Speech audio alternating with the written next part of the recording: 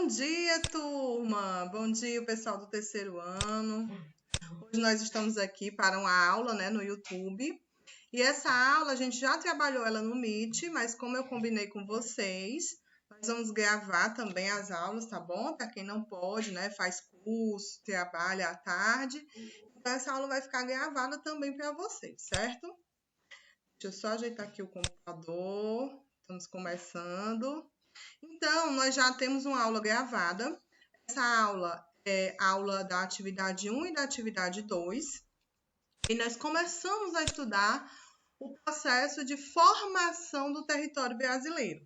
Nós vimos a relação, que o Brasil tem com o cenário externo que estava acontecendo lá fora, o período do capitalismo comercial, das grandes navegações, Portugal e Espanha como grandes potências, como as grandes potências da época. E aí vimos também o colonialismo, que foi a conquista da América. Nesse momento, o sistema econômico era o mercantilismo. E ele pregava, uma das suas características era o metalismo, a busca de ouro. E como nós vimos, devido a Portugal não encontrar ouro de imediato no Brasil, então no século XV e XVI, então Portugal de início não se interessou pelas terras brasileiras. E aí eles apenas mandaram expedições de reconhecimento e defesa durante 30 anos, 1500 a 1530, ficaram comercializando com índios, mas principalmente extraindo o pau-brasil. Então, uma atividade extrativa que não foi suficiente para colonizar, povoar o território brasileiro. E aí, depois de 30 anos, Portugal começou a ter receio, medo de perder o território, estava muito intenso a vinda de outros países, França, Holanda, comercializar, trocar mercadoria com índios, praticar escambo. Então, Portugal se viu na necessidade de povoar o território, E para isso, Portugal vai pensar em uma atividade econômica e vai efetivamente povoar. Por isso que a gente diz que a cana-de-açúcar é o primeiro ciclo econômico que faz esse povoamento, que é responsável pelo povoamento, E aí nós vamos perceber que a escolha da cana não é por acaso. Nós temos aí, a cana é considerada uma especiaria. Então, naquele momento do capitalismo comercial, do mercantilismo, século XV, XVI, XVII, nós vamos ver que o que tem valor, certo? São os metais preciosos e as especiarias. Então, é o início da acumulação primitiva do capital, que não é monetária, Mas ela é feita através dessa acumulação, essa riqueza, ela se dá pela busca de especiarias e de metais preciosos, certo? Então, essa cana-de-açúcar, ela é escolhida por quê? Porque ela é uma especiaria, valor na Europa. Portugal já tem experiência com o cultivo da cana e se adaptou muito bem ao clima da zona da mata. Nós vimos que a zona da mata é o litoral do Nordeste. Então, essa região foi a primeira a ser povoada, colonizada e teve o seu primeiro ciclo econômico, porque nós tivemos aí a divisão do território brasileiro em capitanias hereditárias. E aí vocês viram que essas capitanias, alguns donatários não vieram nem conhecer, mas duas se desenvolveram bastante, que foi a de Pernambuco e a de São Vicente. Entretanto, apesar dessas duas terem começado o cultivo da cana, com esse povoamento, vocês vão perceber que apenas uma vai se destacar. Então, a capitania de Pernambuco, ela vai ser um sucesso. É tanto que a primeira capital vai ser Salvador, para ficar perto de Pernambuco, Então, tem um controle ali dessa capitania e, claro, da produção da cana-de-açúcar, que é o primeiro ciclo econômico, que é voltado para a exportação, Então, Pernambuco vai ter uma maior proximidade com a Europa, vai ter um solo que vai se adaptar muito bem, A plantação da cana vai dar super certo, o solo de Massapê. Então, Pernambuco se desenvolve bastante. Eu estou retomando isso aqui porque vai ser importante quando a gente for estudar o interior. Aqui a gente viu essa ocupação que se dá no século XVII, aqui na zona da Mata Cana-de-Açúcar, o litoral do Nordeste. Então, de início, a nossa colonização ela é litorânea e periférica. Ela começa do litoral para depois ir para o interior. Tá? E como nós vimos, as atividades econômicas estão isoladas. As regiões não precisam se comunicar. Não há uma integração nacional. Por isso, durante o século XV, XVI, XVII, XVIII, XIX, o Brasil ele tem um funcionamento como se fosse um arquipélago, um conjunto de ilhas econômico, no caso, porque não há essa comunicação entre as regiões, porque cada atividade, o primeiro ciclo, o século XVII, cana, depois a mineração, século XVIII, depois o café, a borracha, todos estão voltados para a exportação, certo? Então, essa comunicação entre as regiões, ela só vai acontecer mesmo na atividade industrial, que aí é o século XX, o comecinho do século XX. E aí vai ter uma integração nacional, certo?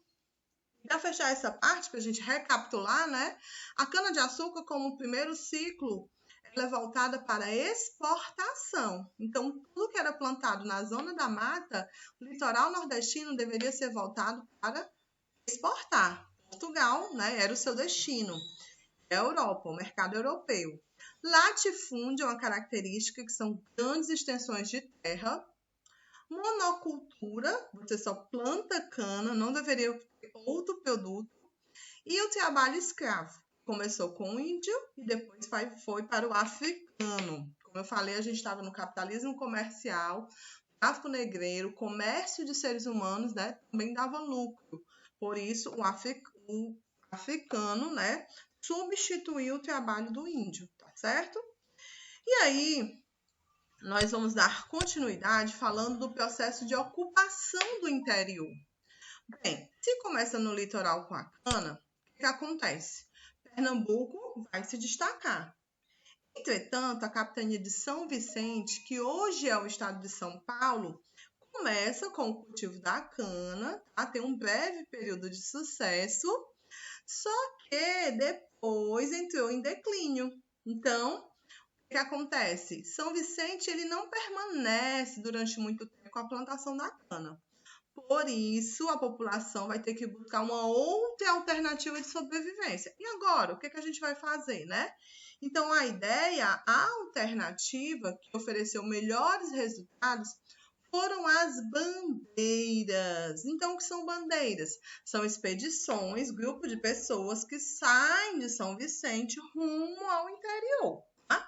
Até falei, existiam grupos que saíram direto de Portugal, seriam as entradas, e rumo ao interior do Brasil. E também já existiam grupos que já saíram aqui dentro do território, estavam em São Vicente e foram rumo ao interior, que são as bandeiras mesmo, E essas bandeiras eram expedições que buscavam riquezas. Eles buscavam também capturar índios, porque em alguns momentos, devido à desorganização do tráfico negreiro, faltava africanos. Então, eles pegavam o índio também para trabalhar nas lavouras, Então, havia essa retomada de capturar índios para trabalhar. E também a busca de metais preciosos. Então, as bandeiras rumo ao interior tinham esse objetivo: apresamento de indígenas, busca de metais preciosos, ok? Tranquilo? Deixa eu ver aqui, tá tudo certo. Então, gente, só voltando aqui. Então, o que acontece? Essas bandeiras vão gerar consequências. Uma dessas consequências é o despovoamento de várias regiões. Nós aprendemos que o Brasil não foi descoberto um território sendo vazio, pelo contrário, já existiam nativos, pessoas que moravam, tribos que já moravam aqui. E esses povos, eles foram, hoje se chamam índios, foram massacrados. Houve esse despovoamento de várias regiões, massacrando, escravizando e disseminando doenças. A gente falou até sobre o genocídio na primeira aula, morte física de milhares de índios, etnocídio, a morte da cultura dos índios. E também a questão da imunidade. Até hoje a gente viu com a pandemia como os índios foram afetados, porque a imunidade deles é bem diferente da nossa, então são mais suscetíveis a doenças. Então, muitos morreram também com doenças que os portugueses trouxeram, né? E aí, uma coisa muito importante também foi o rompimento do Tratado de Tordesilhas. Então, pela primeira vez, o Brasil ele vai aumentando o seu território rumo ao interior, o que seria até da Espanha, né? Mas à medida que Portugal, no caso aqui, o Brasil, as bandeiras iam avançando, eles passaram a anexar ao território brasileiro essas terras. E o território brasileiro passou a ser maior, tá? Mais tarde a gente vai ver o Tratado de Madrid, né? Aí ele vai conquistando e vai se apossando da terra, tendo direito sobre ela. No final do século XVII, aí nós vamos ter aí finalmente, né, quando Portugal vai ter aí a possibilidade de começar a exploração do ouro, né? Descobriram as riquezas minerais, especialmente o ouro, em Minas Gerais e Mato Grosso. E aí começa o segundo ciclo do Brasil, que é a mineração. É importante a gente dizer que nem sempre, quando começa um ciclo, o anterior desaparece. No caso da cana-de-açúcar, ela não desaparece, ela continua, tá? O primeiro ciclo, que é a cana, ele não desapareceu. Ele vai continuar junto com o segundo ciclo. Só que ele vai perder um pouco o brilho. Tá? Então, a coroa portuguesa deixa de olhar para a cana e passa a concentrar seus esforços na retirada do ouro para levar para Portugal. Até mais tarde a gente vai ver que esse ouro do Brasil vai ser responsável pela primeira revolução, né? Portugal já entra em declínio, tem acordos desfavoráveis com a Inglaterra, e aí passa a mandar esse ouro para a Inglaterra, o que vai ajudar bastante na primeira revolução industrial. E aí, gente, a Bandeiras ela é responsável pela ocupação do interior do Brasil.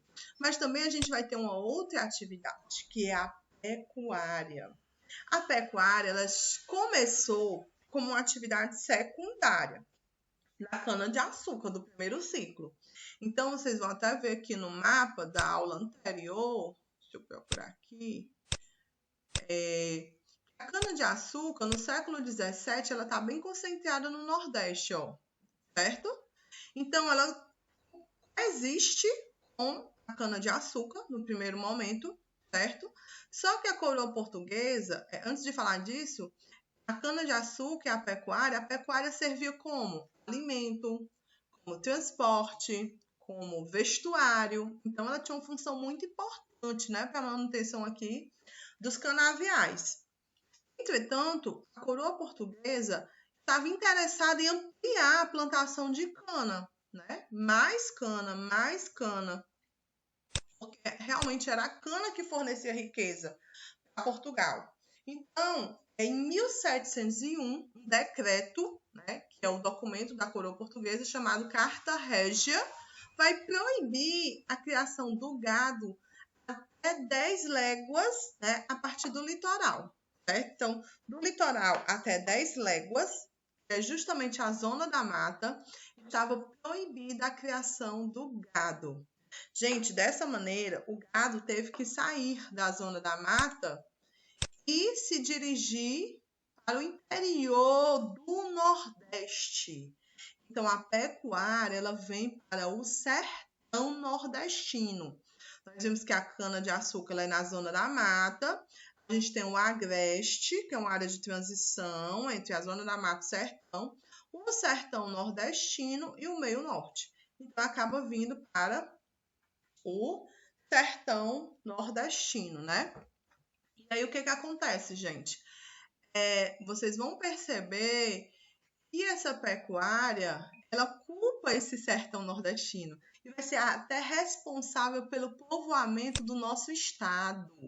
Quando a gente fala de povoamento do Brasil, a gente fala da cana-de-açúcar, né? É um povoamento que vai se dar do litoral para o interior. Quando a gente fala de povoamento do Ceará, a gente fala da pecuária.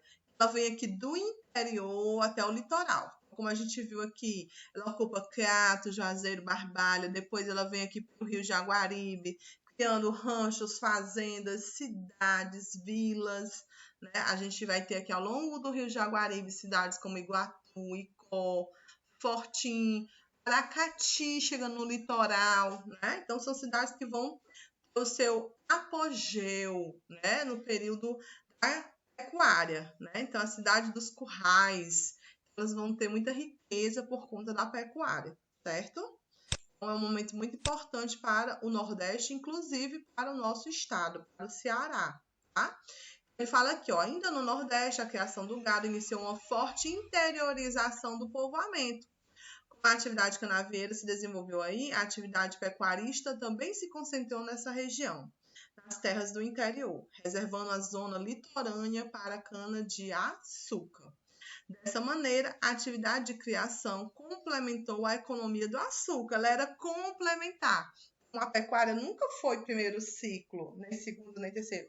Ela sempre funcionou como uma atividade secundária, que complementava, mas que é muito importante, inclusive para abastecimento do mercado interno.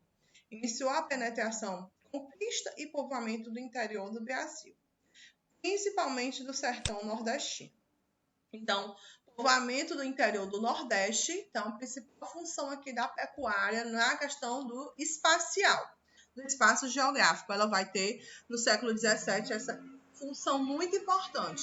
Depois ela desce, tá? Acompanha a mineração do século XVIII e depois ela se concentra na região sul, região das coxilhas, dos pampas gaúchos, né? Então, até hoje, o gado se desenvolveu bastante nessa região e se desenvolve.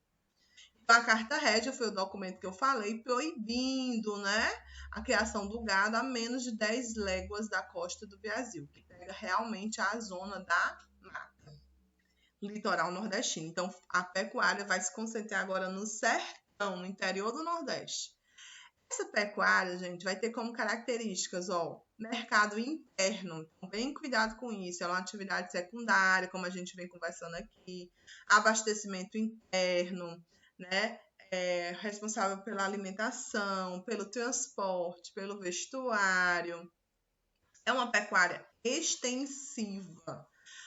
Ao contrário de pecuária intensiva. Hoje, nas áreas mais modernas da agropecuária, a gente tem uma agropecuária intensiva, voltada para o capitalismo, para o lucro, com técnicas modernas, né? Uso de máquinas, de fertilizantes, de medicamentos, hormônios, vacinas. O gado é criado preso, acompanhamento veterinário. Nessa época não, né? E ainda existe também essa forma, tá? De pecuária. Que é a pecuária extensiva, que o gado é criado solto, sem cerca, sem estábulo. Então ele vai migrando, vai caminhando, né? Como ele ia para o sertão, depois ele voltava para ser vendido nas feiras, tá? De Campina Grande, na Paraíba, ou então de Recife. E aí chegava muito magro, né? Depois teve a ideia da charqueada, né? As oficinas de charque. E aí a pecuária ela é extensiva. Nesse primeiro momento ela não dava muito lucro, tá? Mas era uma característica dela nesse momento. Como nós também falamos na aula do MIT, era muito improvável que o senhor de engenho fosse para o gado, acompanhasse o gado. Quando a coroa portuguesa proibiu que o gado ficasse no litoral, na zona da mata, onde tinha cana-de-açúcar, era improvável que o senhor de engenho abandonasse, né, suas lavouras, seus engenhos e fosse atrás do gado, jamais.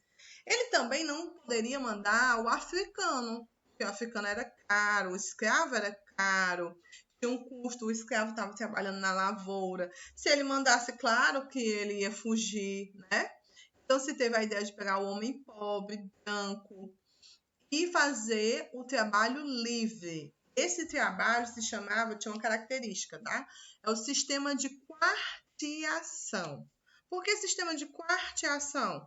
Porque para cada 4 cabeças de gado que nasciam, um ia para esse vaqueiro. Então ele tinha essa responsabilidade, ele levava o gado, aí quando o gado nascia, né, para 4 cabeças, ele passava a ser dono. Então era um acordo que trazia vantagens para o vaqueiro e também não trazia tantos prejuízos para o senhor de engenho. Então ficou marcante essa característica.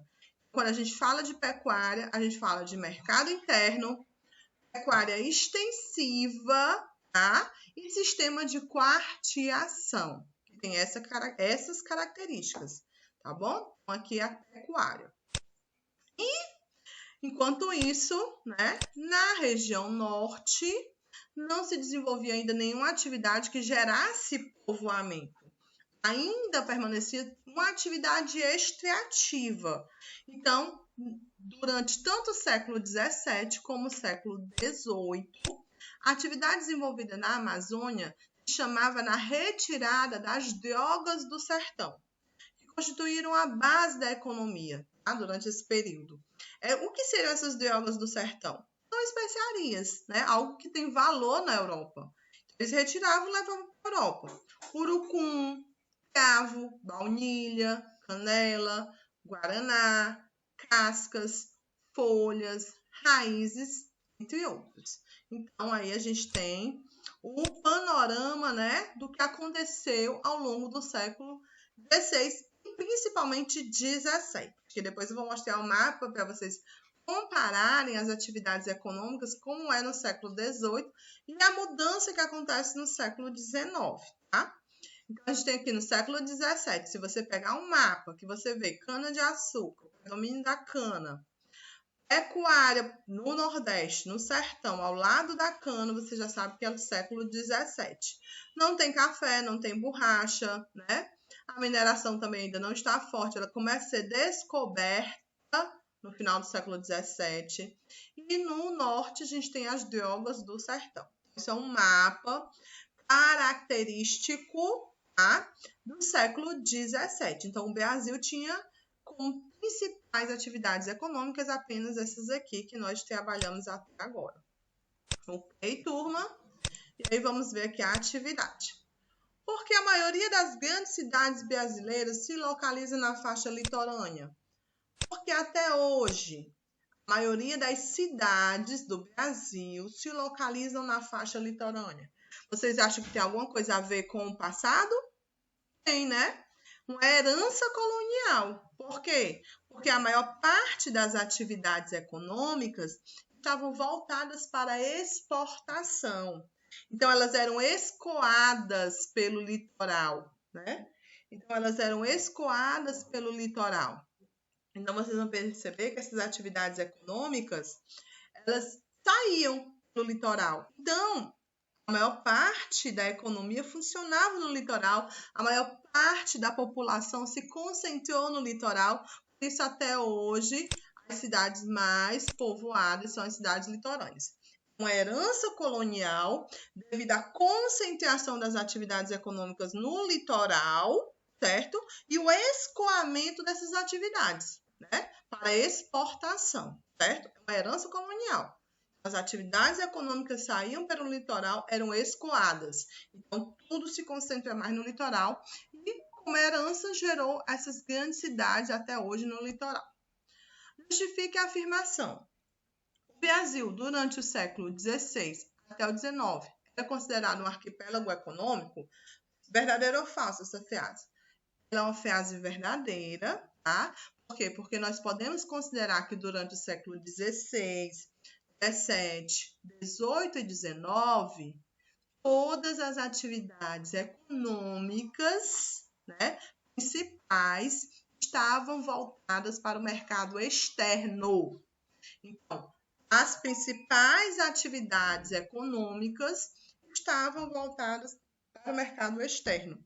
Cana-de-açúcar, mineração, café, borracha, né? Até o algodão também se desenvolveu, né, no Ceará.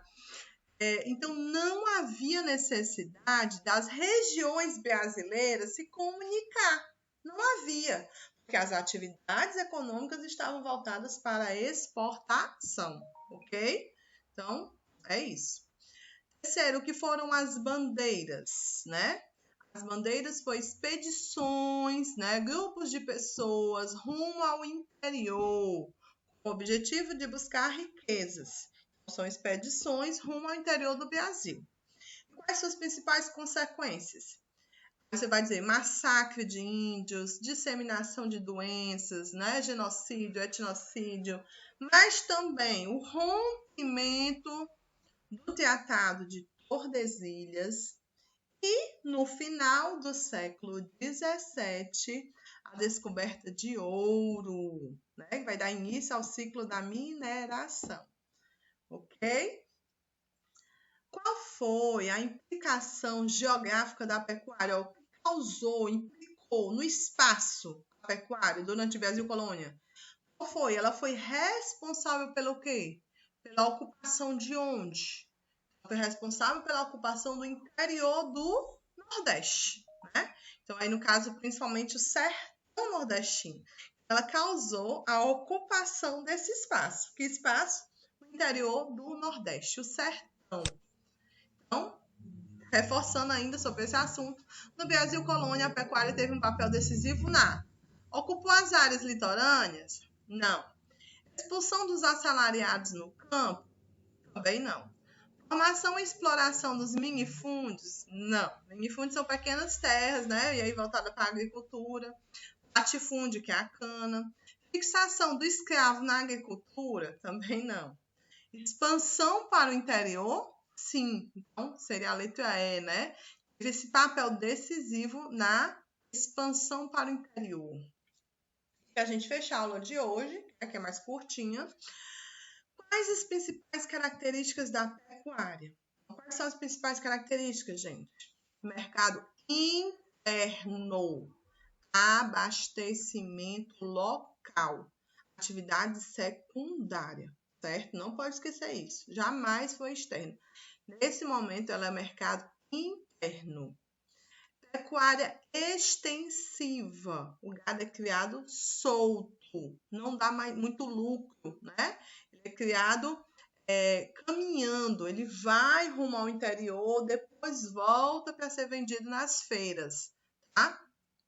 E, por último, a pecuária vai ter o sistema de quarteação. Para cada 4 cabeças de gado, um era do vaqueiro, aquele que ficou responsável por levar a cana para o interior, certo? Então, essa é a nossa aula de hoje, é uma aula curtinha, tá? Mas aí que fecha a nossa atividade 3. Então, postem a 1, a 2 e a 3, que próxima semana no Meet nós vamos trabalhar o conteúdo 4, ok, turma?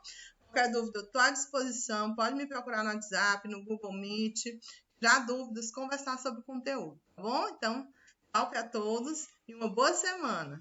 Tchau, turma!